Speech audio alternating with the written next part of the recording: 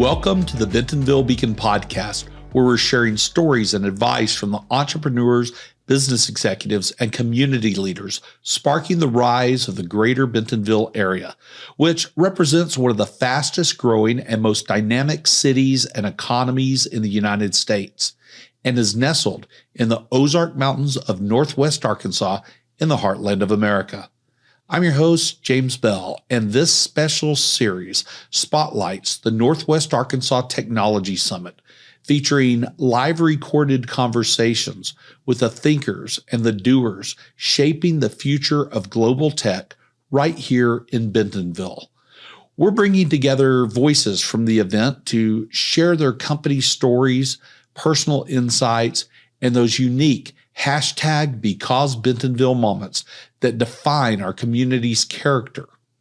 Join us as we explore the innovations and experiences that are driving growth and fostering a culture where technology meets the essence of Bentonville. Okay, let me introduce you to Paul Jones, who is the head of flight training and a pilot for Gravity Industries. Paul, welcome to the Bentonville Beacon podcast. Thank you. Yeah, it's a pleasure to be here. It's quite exciting. It's my first ever podcast, so I feel good. So, oh, well, wonderful. Well, Speaking of first, today's the first time I got to see, not in a video, but in person, a jetpack and in use, and you were flying it. And I can still smell the jet fuel. And thank goodness I had earplugs in because it was loud. It was amazing. Yeah, it is pretty loud, Will you talk about what in the world you were doing out in the parking lot flying around in a jetpack and what Gravity Industries is all about? Yeah, definitely. Yeah, so we're here at the NWA Tech Summit. It's a fantastic place to be here in Bentonville. Everyone's so welcoming. It's fantastic. So we got invited here by the organizers to come do a flight and a talk at the event. So we went outside and I flew the jet suit that we have. So yeah, Gravity Industries is this pioneering company founded by our chief test pilot and owner, Richard Browning. He started it about 6 years ago with this crazy idea that you could integrate human flight into your body. So what did he do? He bought a jet engine and then played around with it in a field. So from that, it's kind of developed up into this working jet suit that we have and fly around. So it's an incredible piece of kit. That's amazing. Will you talk about industries that you serve or what the future of jetpack flight is? Yeah, definitely. So the company's got lots of different avenues of what we do. So everything from entertainment side of things. So events like this, turning up and flying for people and kind of inspiring the next generation and showing what's possible with this technology, all the way down to, client experiences. So I'm actually heading to California after this to run training, and people are coming to have a go, which is the most amazing feeling. All the way down to launching a race series too. So imagine like 8 of these racing around each other, like really close up. It would be just insane. So that's in the cards too. All the way down to application in real world scenarios. So search and rescue, military application too, all of that kind of realm, all the way down to social media and inspiring and all that kind of stuff. So lots of different revenues. But the things that I'm most excited about are obviously racing. I mean, who doesn't want to fly a jet suit? It's pretty wild. Let alone racing them. That's going to be very exciting and high entertainment. All the way down to search and rescue. That's something that we're very proud of being a part of. Being able to deliver first response to a casualty is quite remarkable. So flying up mountainsides to try and save someone's life and reduce that response time is something that we're really proud of trying to integrate into the world. That is really cool. I started off early in my adult life. I was a hospital corpsman in the U.S. Navy Reserve. What I learned very quickly was that meant I really had joined the U.S. Marine Corps. So I spent a lot of time out in the dirt with infantry. We did a lot of air assault exercises, things like that. And I was just thinking about how cool this would have been to have in that capacity. No, definitely, As a hospital corpsman, just thinking about just what you described, if we needed to go out and provide care to somebody, hopping on a jetpack, going up a few hundred feet and taking care of them in an instant sounds amazing. No, exactly that. And it's something that is truly game changing. And we've worked with lots of different search and rescue teams across the world, mainly in the UK. And we have a couple of medics that are actually trained up that can fly now. And for example, we did this amazing exercise up in the Lake District in the UK. up a mountainside called Helvellyn. Now, 80% of the year, there's very low cloud cover, and helicopter response cannot call out because of the low cloud cover, and it cannot land. So it has to be a foot response up to the mountain. Now, it takes about an hour and 40 minutes to do the 2,000 foot to get to the mountain, plus whatever the response time is to be called out there anyway. So, for example, if you've fallen off a mountain, or you're having a heart attack and you need a defib or open heart surgery for some reason, your life is in critical condition and you need to get to that casualty to stabilize them as soon as possible. So an hour and 40-minute response from the base of the mountain is an eternity. That's it's game over. I mean, we flew up there first try in 3.5 minutes. 3.5 minutes. That is unbelievably fast for what we can do. So to reduce that response time to stabilize that patient, it's a truly game-changing thing. And it would be used in a very niche market in that kind of field. If you've sprained your ankle, sorry, but you're going to have to wait. It's that real last-minute response where you need to get to them as soon as you can in that tough environment, that what we can do really well. You know, why clamber up a rock with a load of gear on when you can fly over it effortlessly? So yeah, I saw that video earlier when your CEO shared it, and I was blown away by that. That is really incredible and is game changing. Yeah, it is. And I was actually there. I was support for that event, so I was there with my boss who did the flight, Richard, and I was the only person that didn't know that he did it, because I had to run up the mountain to check that he was okay and I could come back down. So I was like trying to run up this 2,000 foot mountain, not knowing if he'd done it or not, when he already did it. So, and I met him halfway and he just popped up out of nowhere, and I was like, oh my, you've done it. What? This is crazy. So it was really amazing to see that. And the fact that he did it with loads of fuel left and could just continue and could have done longer, it's truly game changing. And also, like you saw in that video, all of the drones that were filming it, they dropped out of the sky. We lost our Skydio, that's a self-following drone, because it lost the range in the cloud visibility. The drone lost GPS and got lost, and the helicopter couldn't land. So it was a perfect scenario to show what we can do. So absolutely perfect. Incredible. Well, it must be very fulfilling knowing that this is the work that you're doing that is creating a real impact and frankly changing the world. Yeah, definitely. It's something that we're most proud of being a part of. We obviously have lots of different kind of realms that we stem into, so like the racing and the client training and events and all that kind of thing. But to do something like search and rescue and mountain rescue is honestly something that we really want to push, because it is saving people's lives. You know, if we can make a better difference in this world, then why don't we not do it? You know, we've got to do it. You know. Yeah, you know, Chris Adams asked the question, the final question in the grand hall at the end of the presentation. Okay, great. And he beat me to the question because I was getting ready to raise my hand as an economic developer. I'm going, we need that here. Yeah. He asked, when are you going to bring the race series to Bentonville or to Northwest Arkansas? I think we've got this beautiful Beaver Lake out there that will be a perfect location for it. It's a very good question. Yeah. So I can't really say too much yet, but we are looking to start the race series very soon. It is something that is very high up on our priority list. Early next year, we will be starting. We are in preparations now to do this race series, and we are currently looking for more locations. And Bentonville has been such a fantastic place, and everyone's so welcoming that we really do want to try and push something to come out here. So watch this space, but hopefully we'll be here for a race series in the future. Maybe, not sure yet, but yeah, we can get something to go, you know. Excellent. And this Beaver Lake sounds fantastic, so why not? It's a beautiful lake, so that sounds wonderful. Of course. So Tech Summit, it's your first time here. What were you expecting? Yep. And you've been here, I guess, 2 days now. What's your experience been? So it's first time at this Tech Summit, and it has been a fantastic place. I mean, like I've been saying about this local area and here, everybody's been so interested and engaging and very welcoming and just very nice. And it's good to see everyone. I can hear jet engines in the background, someone watching the video. This Tech Summit has been fantastic, and it's been cool to kind of go around and explore a new kind of world for us, because we obviously are very much into tech, but me personally, I don't really delve into the tech side of things with the suit, so it's kind of an eye-opener for me to kind of go around and see all these new things. And we've not really kind of been able to go too much off our stand yet, so a bit later on, we're going to do a bit of exploring and see what else there is to be. But there's lots of very exciting things and amazing bits of technology here. So. Well, I'm sure it's been hard to get away from your demo booth. You've been pretty crowded. Yeah, a little bit. Yeah, wanting to come no, it's great. So, yeah, we're very, like, everyone. What's really cool about our team as well is that everybody that is involved, that sticks around, is extremely passionate and driven about what we do. And I think that's really important in everyday life. If you are doing a job that it's very passionate, and that's what makes you kind of like expand and grow. So having that passion really makes it easy to kind of like show it off to people, because I love showing people this technology, because it's not often you get to be this close to a jet suit, and to show someone and see their interest and then kind of deliver that information is just fantastic. So I really like doing it. So that's where I belong.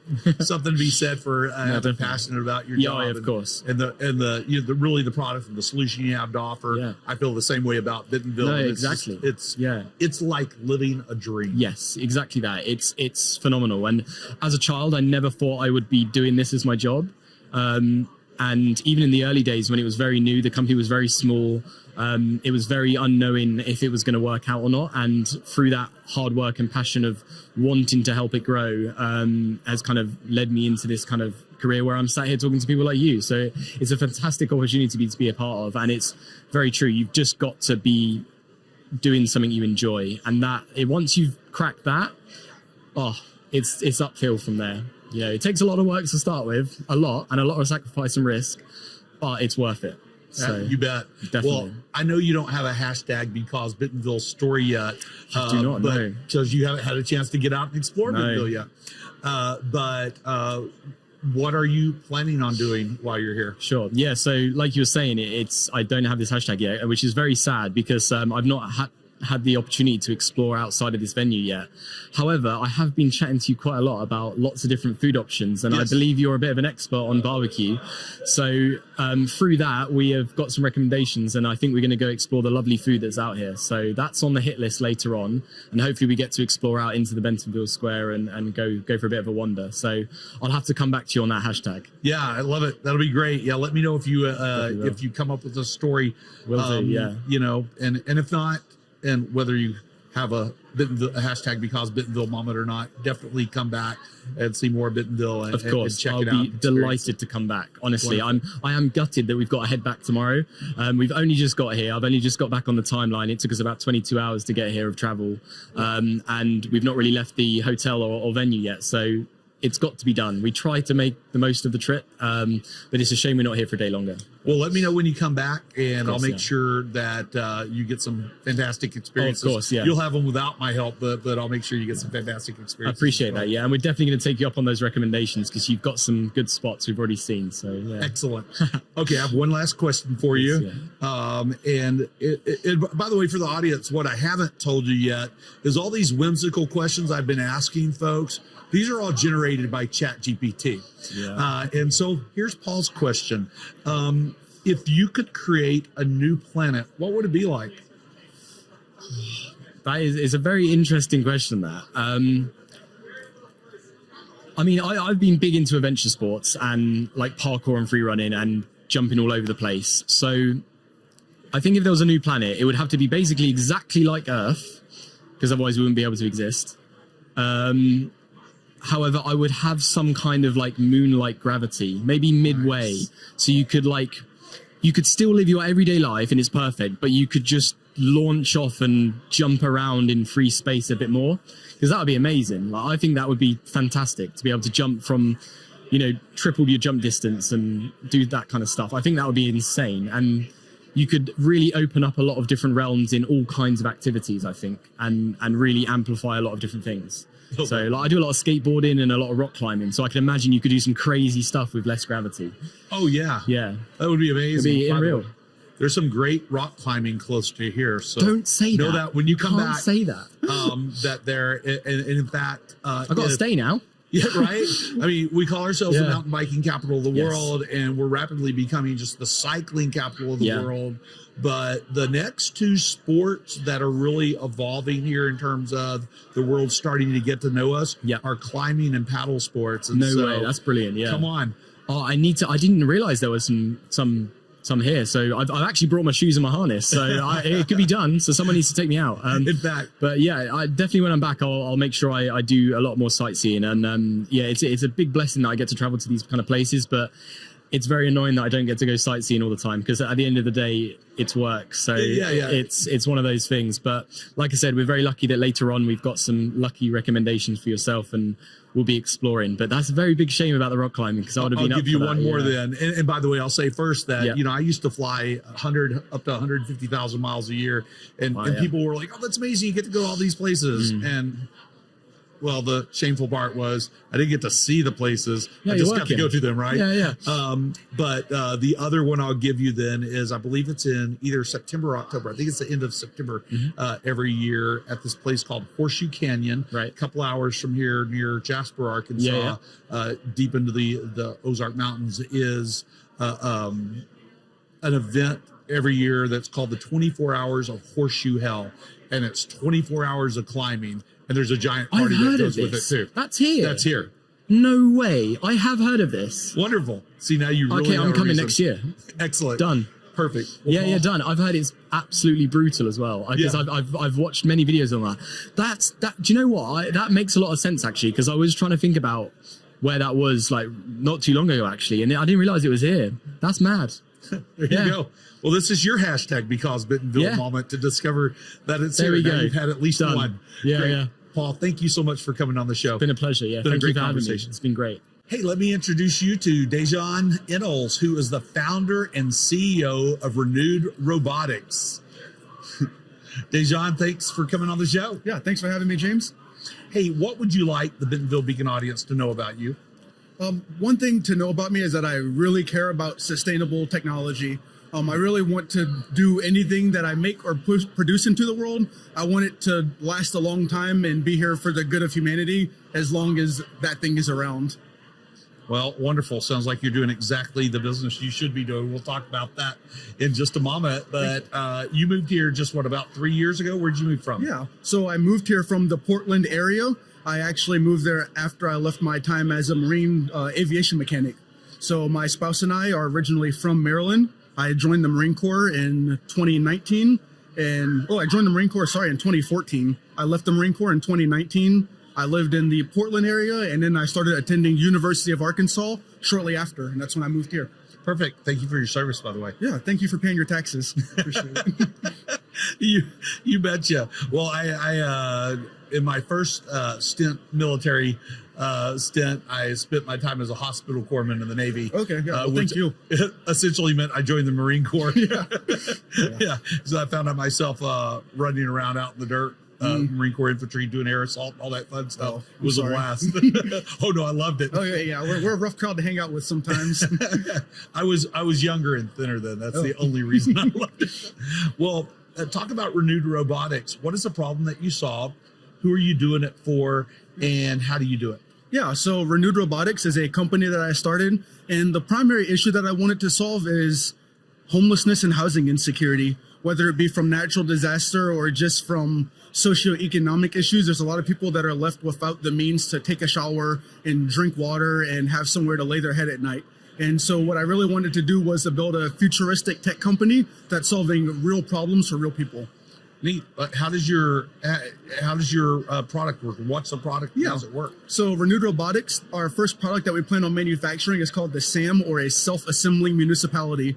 This device is a self-assembling and self-sustaining tiny home. You'll be able to drop this off and it'll dig its own foundation, unfold, and have solar panels as well as a HVAC, dirty and clean water filter, and everything else that a home needs. But now it can be automatically set up and automatically moved. That's cool. Well, I've seen your prototype or your small model.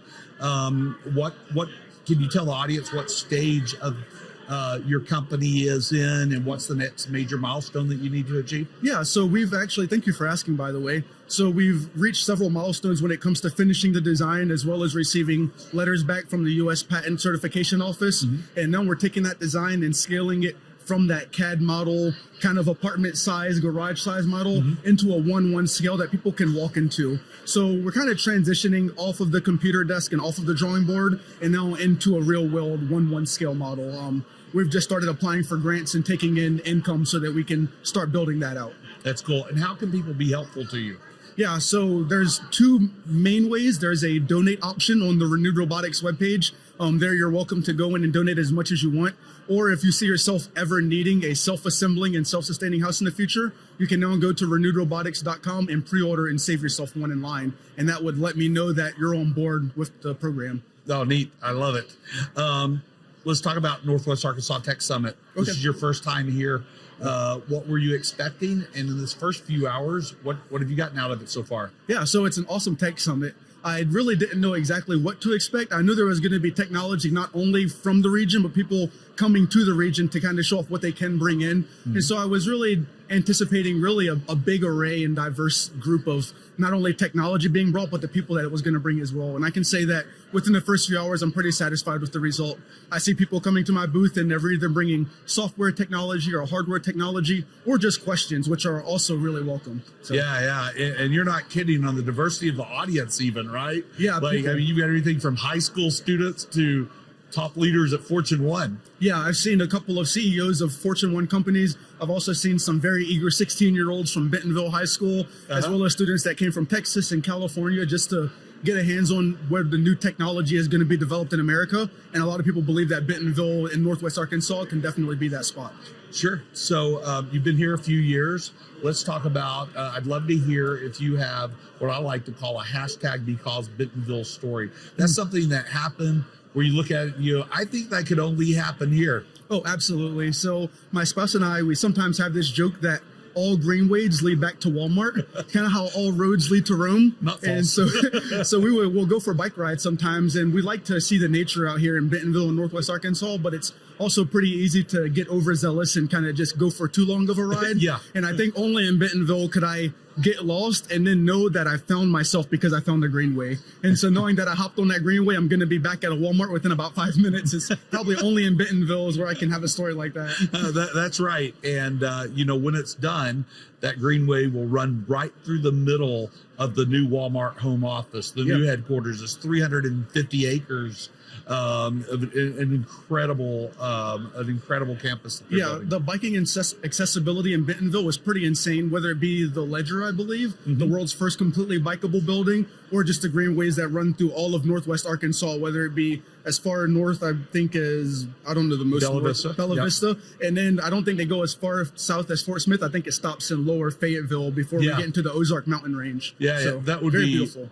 Really cool. That's a lot of fun. I'd love to see it get extended to Fort Smith. That would be incredible. Especially the Ozarks are beautiful. If you could get down to 40, I'm pretty sure it's in due time, but I think with the bike path getting built out, it's achievable for sure. Oz Trails, Trailblazers, Runway Group. If you're listening out there, there's a great project for you. We'd love to see it. The last question I have for you, Dejan, is if you could only read one book or watch one movie for the rest of your life, what would it be?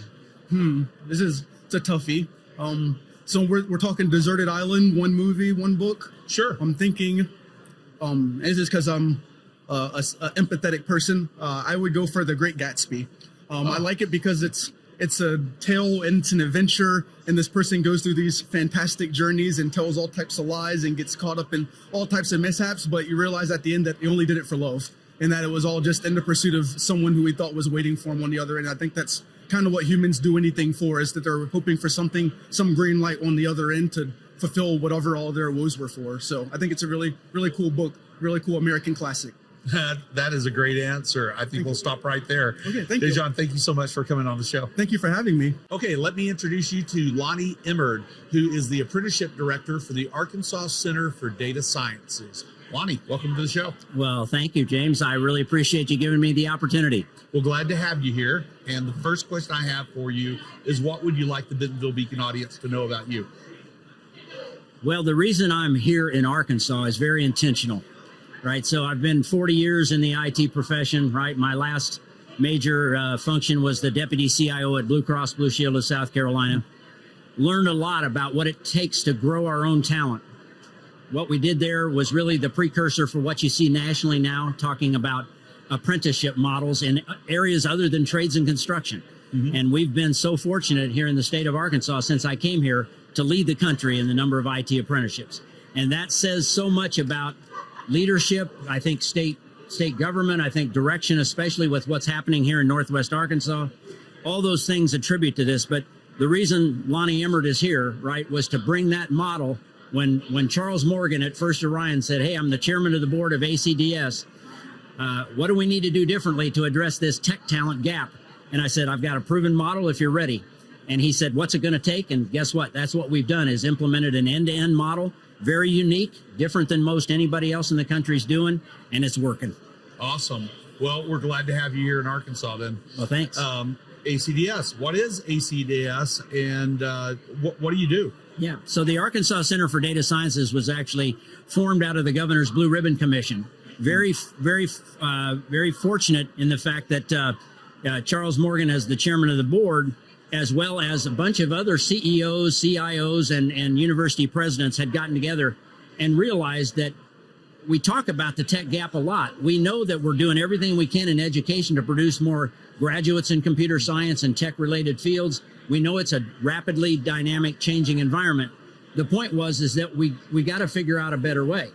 And this approach to being able to take a non-traditional candidate, right? The idea that the apprenticeship model is open to a much more diverse population than is currently going to school for computer science, right? So the idea of being able to take career changers that might have gotten a degree in something else and can't find the right job, right? Most jobs are technical now anyway.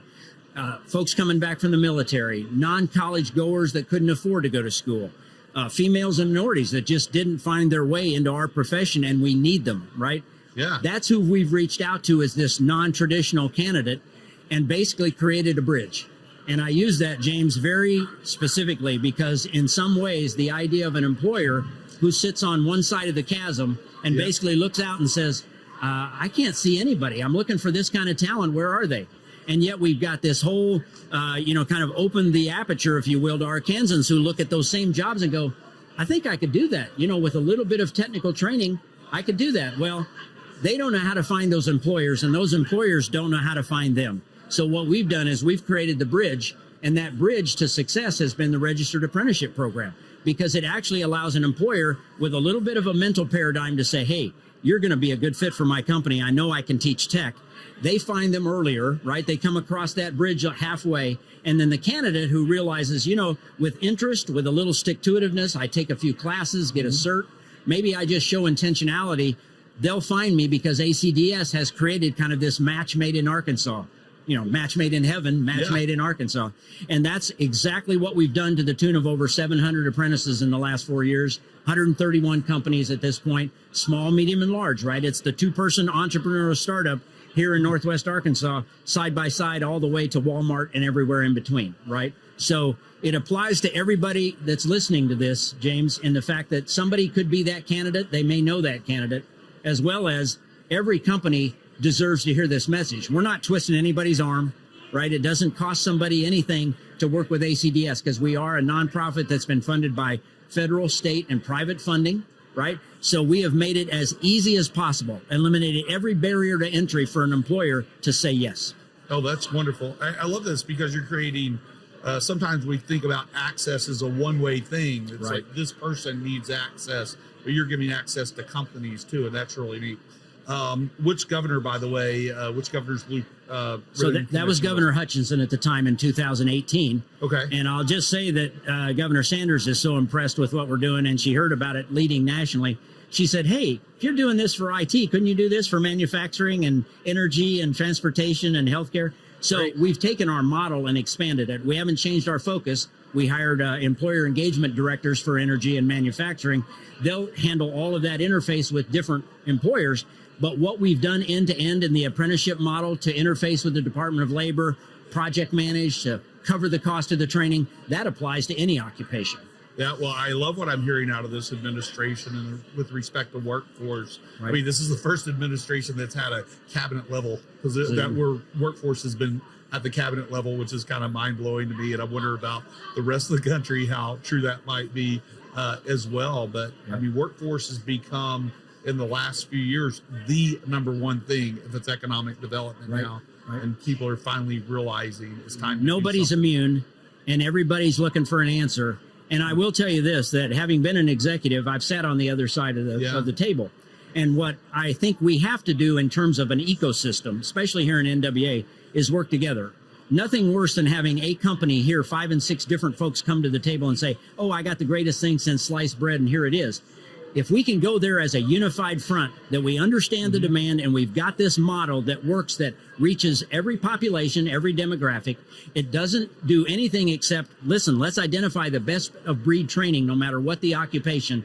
And now how do we fold that together in a way that's easy for the employer and really opportunistic for a candidate?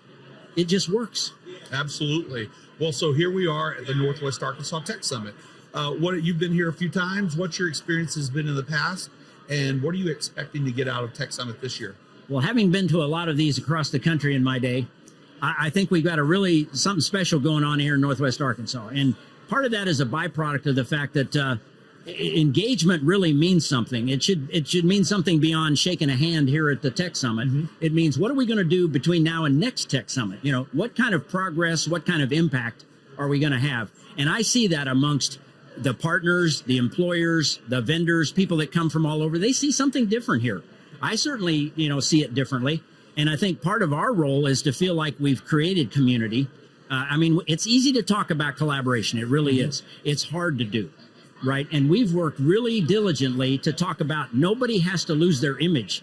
We don't care who gets the credit, right? The point is that the success is in the fact that we've raised the median income, we've given opportunity to folks that otherwise would have never had it, and we've got employers who are going, not only am I growing, but we got folks from all over the country saying, how do I move my company there? Or how do I bring a part of my business there? Because I need to take advantage of what's going on. Yeah, we certainly do have a lot of that going on. Yeah. Folks from really all over the country and all over the world are bringing their companies here, whether it's a headquarters or it's a presence of one person, or oftentimes an office in between. That's what's happening. I agree. I mentioned it to somebody earlier, but a lot of people would be surprised to find out how about the tech presence that's here. And in fact, Bentonville in particular has exactly the same density of tech workers as San Francisco, which is, I think, shocking news to a lot of people. Yeah, and it's a message that I think all of us have a hand in being able to portray, to be able to communicate it, and communicate it in a way that we show that we're not a bunch of individuals, but a pretty cool environment, ecosystem. That's exactly right. So speaking of Bentonville, will you share a story and make it a hashtag because Bentonville story? That's something where you look at it and you think, I think that could only happen there. Well, I don't know if it can only happen here, but I think, one of the things that's really always struck me as unique, and I come from a large company, Blue Cross Blue Shield, South Carolina. I worked for Amoco Production Company, one of the largest petroleum companies in the world, for my first 15 years. So I understand big companies. But I think the impact that Walmart has in this area stretches beyond really what people can even fathom. And when I say that, and I say what's something that can only happen in Bentonville, they're a big partner of ours, and we're getting ready to help them go national with a lot of the occupations that aren't just in IT. Sure. And in the midst of that, the story that comes to mind is they were filling their UX design cohort for external apprentices, right? They did an internal cohort, advancing people from within the company to have great opportunity, but then we found them 24 outside the company. And one of those was a mother of 6 who had been out of the workforce for 15 years, had a real desire to get back into tech, didn't know the first thing about how am I going to do that, right? Wow. And so being able to have her engage with us, go through the process, connect her to that interview, for them to look and go, this is the kind of person we're looking for, right? We're looking for, I'll call it underserved populations, or people who might have thought they couldn't find their way as a non-traditional candidate. And so having that individual tell her story about what she's doing now, and to me, that's just evidence of it's happening all over the place, but only in Bentonville, with Walmart giving an opportunity like that to somebody, that might have otherwise never gotten that chance. And we're just glad we were a part of that process. So, chalk it up. I think we're seeing that all over the state, but clearly in Bentonville, because of the relationship of organizations, you as well as others, with a Walmart that's so willing to be that community partner. Yeah, It's great. Yeah, I love that. I love how they connect to the community, and it's pretty amazing. So we'll take a situation like that, whether you're the individual or you're the company and you're hearing you on this podcast or seeing you on this podcast right now, if you're thinking, well, what's the next step that I take to get involved and to do something through ACDS? How do I do that? What's that answer? Well, I'll tell you what, that's a great question, James, and I'm going to look at the audience for this one. Every time I attend these and knowing that there's such a great energy about the place right now and will be for the next few days, everybody walks away having made great contacts. They shook a hand, they grabbed a business card, they, applied for a drawing, whatever. They were excited. It really is important when somebody says, gosh, but what is my next step? And the next step for a candidate is, we hope that they talk to other employers and other organizations like ours, but do come to acds.co. Do put in your application. Do find out how we can coach and help you to be able to find these opportunities that I've been talking about. That's clearly a next step for individuals, whether you're a student, a career changer, military person coming back and not sure what your next step is. That might be the right thing. For companies, no matter how large, small you are, I think if you're looking at this talent dilemma and saying, if you're a company that can find people, train people and keep people, I just want to shake your hand and say congratulations, right? Because that's a great thing. Most companies, though, are going to say, no, we need help. This is a really interesting time, and we need every bit of help we can get. We think that ACDS can be your consultant and your partner. We're not going to twist your arm. We're not going to sell you anything. We're really here to make you an informed decision maker, because most companies probably go to campus and hire. They probably convert contractors if they're large enough.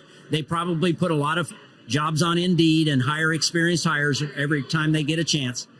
But many of you don't understand the value and the power of a registered apprenticeship program. We want you to have that strategy in your tool belt. And for that, feel free to contact me, Lonnie Emmerd, or anybody in our organization, and we'll set up a time to talk about next steps. Awesome. Lonnie, thank you so much for coming on the show. Thank you.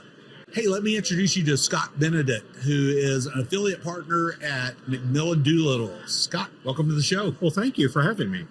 Hey, what should the Bentonville Beacon audience know about you? Well, so I used to work for a large retail company based here locally. You may have heard of We've heard of them, yeah. Walmart and Sam's Club, and spent a number of years there, both in the physical and digital side of retail. But I came back to the area here just a few years ago after spending some time teaching at Texas A&M. Oh, wow. And have been with some companies here locally, including my current employer, McMillan Doolittle. Well, that's cool. All right. Well, you said something really important there. So you've got about how much time here total? About 20 years? About 20 years in total. This is actually my third time living here in Northwest Arkansas. So I think I'm getting the message that this is where I'm supposed to be. So maybe it'll stick this time. Welcome back again. Thank you. Talk about change. How has this place, Northwest Arkansas, and of course Bentonville in particular, how has it changed over that 20 years? Well, so I think the most obvious visual is when you spend any time in the Bentonville Square, because as I was telling somebody last week, I had lunch at Table Mesa, and I was telling them that used to be an office supply store for many years.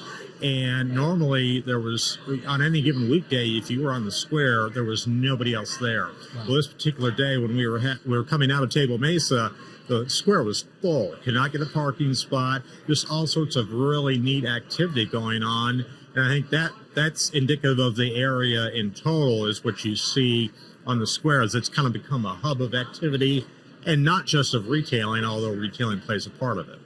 Yeah, it is amazing what has happened with that square. Indeed.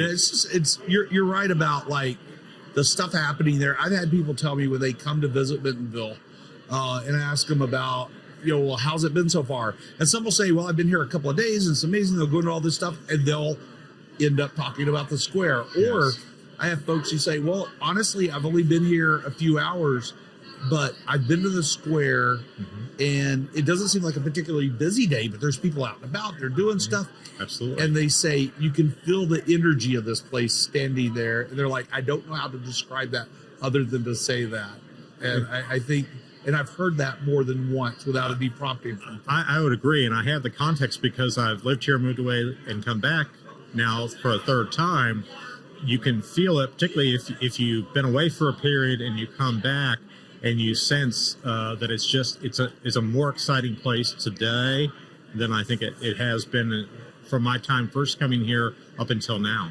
Excellent. Well, when you talk about McMillan and Doolittle, what is it? What's the problem that you solve there? For whom do you solve it? And Absolutely. How do you do that? Absolutely. Well, so McMillan Doolittle is an international retail consulting firm. Company is actually based out of Chicago, but I represent our local placement here in this community. And really, our job is to help both retailers and consumer brands transform themselves for the digital age. And so our tagline is transforming retail, because there's so much help that brands and retailers require to really serve customers and to prepare themselves for how the business is evolving. So we not only have clients here in the U.S., but we have clients in other markets around the world. And we're part of a consortium of retail consulting firms called the Epitaph Group that has affiliates across Europe, Asia, and other parts of the world in addition to here. And the consistent thing is transforming your business to serve a customer in the digital age is really what we're all about. So. Wow. It's incredible. I'm surprised by the number of companies that aren't ready for that yet. That must be really good business for you. Well, it is. And I think, if there's a silver lining that came out of the pandemic, is that changed how the consumer shopped and accelerated trends that were already happening. And I think a lot of businesses, after they transitioned out of that, would just have to survive the pandemic to now think about, well, how do we go forward in this omni-channel digital first age? Now they're kind of catching their breath and saying, we need to have a strategy. We need to have a plan as to how we serve our customers going forward. Yeah, you bet. So here you are at the Northwest Arkansas Tech Summit. Is this your first time? This is my first time at the Tech Summit, and I've really enjoyed it so far, I have to tell you. Excellent. Well, what were you expecting in these first few hours? What has been your impression so far? What have you gotten out of it? Well, what's interesting is I always have believed that a lot of the challenges facing our industry, facing retail, technology is an enabler and a problem solver. And so far, just the presentations that I've seen and the speakers I've heard have only confirmed that fact, that there are a lot of different ways that not only can technology make things easier, make them more efficient, but in many cases, some of the most challenging elements of the business happening to retailers today, technology can serve them a lot of different ways to solve those problems and to serve their customers in new and exciting ways. That's cool. Okay, so Bentonville, you must have some stories. I'd love to hear probably a dozen, but we have time for one. Your hashtag because Bentonville stories, something that happened that could maybe only happen in Bentonville. Well, it's interesting because when we first moved here in the late 90s, we were at a restaurant, and my daughter, who's an adult now, was a little girl, a little baby, and we were in a local restaurant, and she was kind of misbehaving a little bit like babies do. And this very nice older lady came by and said what a lovely daughter, lovely child she was, and we thanked her, and she was so very nice. And as it turns out, that was Miss Helen. Oh, how nice. And she and her brother were having lunch at that restaurant and just came by, and we were so new to Walmart at the time, I didn't realize that's who she was until later, but she could not have been nicer, and that stuck with us all these years. So. That's very cool. I had an experience recently where my 3-year-old turned a corner and almost ran right into Jim Walton, and he just looked down and smiled at him. He didn't look displeased at all. And I've discovered such nice, pleasant people to be around. It's just more of the DNA and culture of this community. Indeed. Sure. Last question for you, Scott. Yeah. This is a really important question. Okay. Is e-commerce just a fad? As it turns out, no, it's not. And it's interesting you should ask me that, because I was working for another retail company when I was recruited by what was then called Walmart Online, which grew up to become Walmart.com. Yep. And when I told the CEO of the retailer that I was working for at the time, yes, I'm going to leave and I'm going to go work on this project, this startup team within Walmart that's focused on e-commerce. And his comment to me was, this whole e-commerce thing is just a fad, right? And I said, well, respectfully, sir, I don't think so. And I thought that company, and I won't mention who it was particularly well versed, well set up to be successful in e-commerce. And he just kind of shook my head. And here we are all these years later. And as it turns out, Walmart is pretty good at these things while still being very good at stores. And that company went bankrupt. So, well, I think I'm not right about everything, but I was right about that. So, great job, Scott. Thanks for coming on the podcast. My pleasure. Okay, let me introduce you to Missy Liu, who is the managing partner at Life Mission Capital. Missy, welcome to the show. Thank you, James. Glad to be talking again since yesterday. Well, wonderful having you here. Yeah. Will you talk about yourself? What should the audience know about you? Yeah. When I think of my identities, first is I'm a Christ follower, and I'm a wife, and I'm an older sister, and I love dancing, and I'm a first-generation immigrant. So when you mix all those together, that's me. That's really cool. Where did you come here from? I'm originally from China. I came here when I was 16 as a high school exchange student. So I came here by myself. So I was the first person in the family to kind of plant here. Oh, wow. Okay. I have to ask, what was that experience like? It was exciting. And also at some point it was a little bit scary. I remember the time where I was having lunch in the bathroom during high school because I didn't know who to have lunch with. I don't know if you recall, for public high schools, for a lot of people, it's like a weird experience because you don't know who to sit lunch with sometimes. Being that was, first couple of days or first couple of months in the U.S., I was like, I didn't know where to sit, and there were some mean people. So I remember one or two times where I was eating lunch in the bathroom and I was crying. But I'm obviously way past that, building a lot more confidence and myself as well. But that's kind of the humble beginning of the cultural exchange. Oh, that's wild. Well, something I would not have thought of. Thank you for sharing that. Yeah, just because you asked, I don't usually share that, but yeah. Well, you just shared it with the world. Oh, great. How low you can go, how high you can go. Nice. Yeah. Talk about Life Mission Capital. Yeah. What is it? What's the problem that you solve at Life Mission Capital? Who do you solve it for, and how do you do that? Yeah. So Life Mission Capital was designed to help busy professional, a lot of times first and second generation immigrants like me, to help them focus on building their wealth in their sleep so they can focus on what matters. It could be their family members, their hobbies, whatever they might be, so they can see the bigger picture of life. Oh, wonderful. That's very cool. Talk about Tech Summit then. Why are you here at the Northwest Arkansas Tech Summit? Well, what are you expecting to get out of it in your first year? Yeah. So we're just in day one. There's a couple of things I'm excited about. I'm excited to meet with people who are in tech. I'm also in tech and data analytics. So to talk about AI, and I'm also excited to meet with people, female leaders. There are some workshops designed on female leaders, female startups, and also develop high impact teams.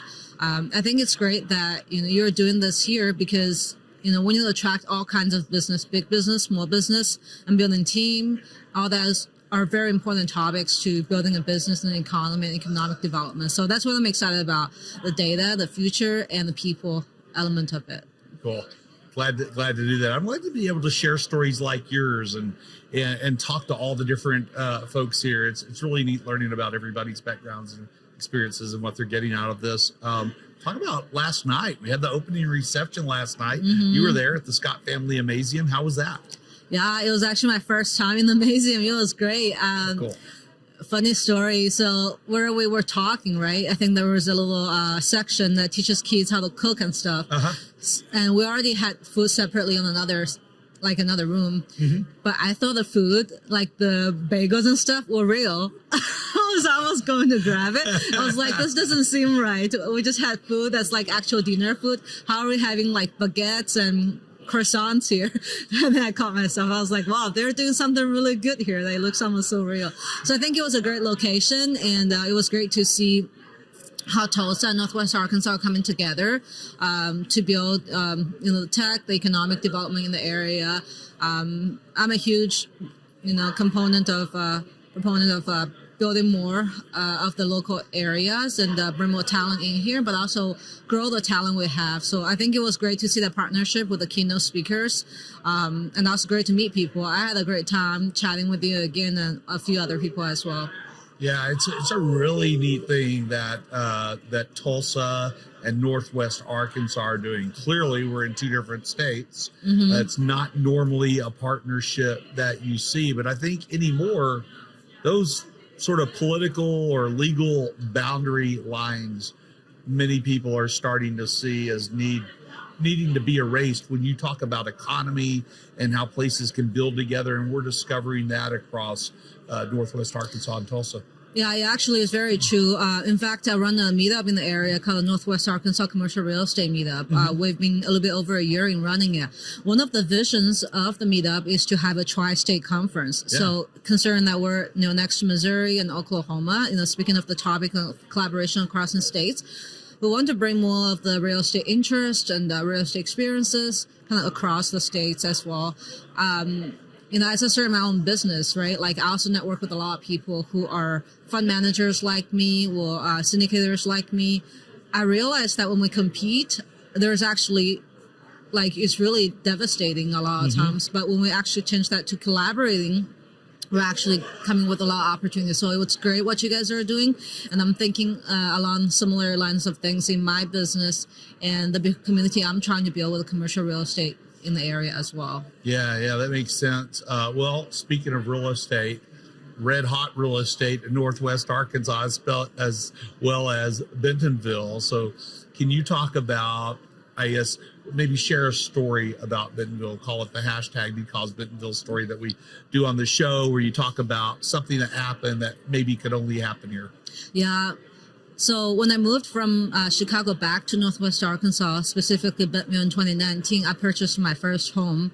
That was kind of the start of my real estate journey. I house hacked it, meaning I rented out the rooms to my friends and I was collecting rent on them. And that basically essentially replaced my mortgage, right? I was fairly financially independent because of that, even though it was only 2 rooms. But because of that house, I actually was able to refinance, get money out to passively invest into commercial real estate, right? Not to talk about the specific numbers, but we all know how much Bentonville has appreciated, right? Like if I bought it for, let's just say $200,000, you almost could sell right now, right? Like 4 years later for $380,000 or $400,000, right? The numbers applies to almost all areas of Bentonville.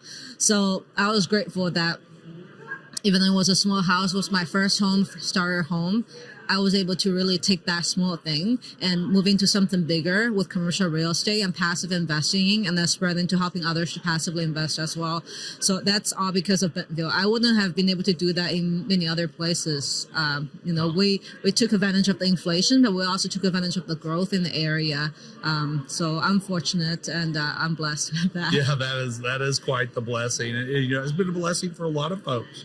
All across the country, there's this sort of middle market shortage. We're not any different than other folks in that respect. In fact, our growth has probably squeezed us a little more there in some ways. Definitely. But hearing those prices that you gave, still, I mean, 200,000 a couple of years ago is crazy low. Yeah. 380 is not that far off the mark. It's pretty close to the medium national house median. price. Yeah. So still very attractive for folks to move here in the area. Yeah, and especially with the Walton family and what you guys are doing there to build the amenities in the area, it makes it even more attractive. I mean, yesterday, right, we heard about an interesting stats update from Robert Burns with the Walton Family Foundation. He talked about used to be a couple of years ago, 30 people per day moving in. Right now it's 36, so it's like a 20% growth in how many people moving per day. And just that 36 times 365, right? You're like 12,000. I don't know the exact math, but right? That's like how much housing demand is needed here. So definitely continue to help solve the housing challenge. It's going to be an interesting challenge to solve. Yeah, that's exactly right. And when I moved here in 2020, I think the number was about 28 a day. Oh, okay. 26, 28 a day. So I think we're somewhere still in the bottom of that J curve for growth. In fact, I know we're somewhere near the bottom of that J curve for growth. And so it continues to get steeper. You know, when you have that many people moving here, they're moving from all over the country. I was talking to somebody about this the other day. And, you know, you hear about America and about the great melting pot. In fact, I was talking with somebody from, I believe they were from Amsterdam. Okay. And it was their first visit to Bentonville. And they had been to some other place in the U.S. They'd been to New York. They'd been to Portland. They'd been to some other places. And they said, you know, I've been around the U.S. and what I'm finding is this melting pot that y'all described isn't that much of a melting pot. And then I came here and I realized, oh, this is it. This is what the melting pot is. This is how it works. So I thought that was pretty neat. But you mentioned housing. I mean, like affordable housing is very important, just like it is across the rest of the country. And we're leaning hard into that because we know that with this growth rate, it's going to continue to stretch us. And we've got to absolutely make sure that people have housing that's attainable. Yeah, that is definitely a key. And also, you know, I'm also part of the ULI Urban Land Institute, which they're having the Place Summit next week. You know, for anyone who's interested in the real estate in the area, wanting to get into development, that's definitely a great institute to check out. But they talk a lot about affordable housing too. And I'm in the program in there, learning about development, networking with the developers to see what are other ways we can bring more affordable housing to the area too. So definitely an important topic, definitely on my mind. yeah, exactly. I think in Bentonville and across Northwest Arkansas, this is yet another area where we can lead the nation, where we can show folks how to do things that they can take, not exactly as we do it, right? They shouldn't try to replicate exactly what we're doing. They should do what's best for them. But that hopefully we can create some models of what this looks like that people can take forward. I have one last question for you, Missy. Sure. So I hear that you had whoops, I almost dropped my tablet. How about that catch? I hear that you had a milestone birthday recently.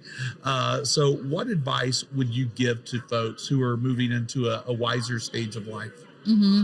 Right. Yeah. I think as we move into different stages, we always learn new things. And for me, two things I learned. One is it's important to focus on what we love and also let our money and wealth multiply for us during our sleep. So for me, that's passively investing into commercial real estate like multifamily, mobile home parks, etc., to multiply my wealth. And so I have more to give as well. So that's one thing for me. I never thought about it that way before.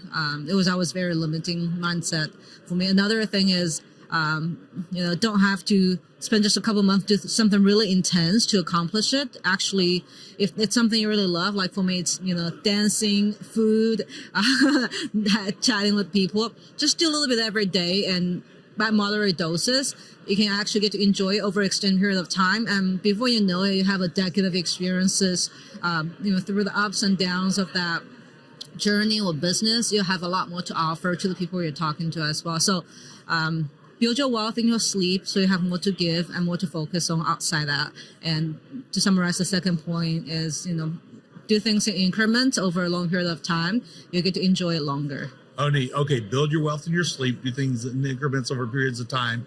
And I'm gonna modify that slightly to what I'm hearing is that those increments over those small pieces over time become magnified. Exactly. And you have a wealth of experiences to look back at. Many and be very areas. happy about. Yeah. I think that's essentially, you know, we're here to be able to give experiences in life, provide and receive, and that experience hopefully can be life-changing for yourself and others. Yeah, so, you bet. Yeah. Well, that was wonderful. Thank you so much, Missy. Thanks for coming on the podcast. Yeah, thank you, James. It's my pleasure. Appreciate it. Thank you to our Bentonville Beacon audience, our incredible guests, and your enthusiasm and engagement truly make this podcast a success. It's your commitment to discovery and connection that mirrors the spirit of our community, ever vibrant and forward moving.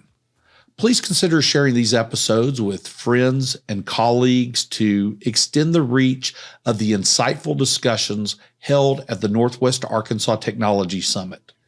Each discussion shared adds to the rich tapestry of Bentonville's narrative. Revisit all of our episodes at bentonvillebeacon.com or on your favorite podcast platform. And don't forget to hit that subscribe button to stay in tune with the pulse of Greater Bentonville. Until we meet again, keep embracing the discussions and ideas that exemplify Greater Bentonville and Northwest Arkansas, places of innovation, community, unique charm, places where you get more of what you want and less of what you don't. See you next time.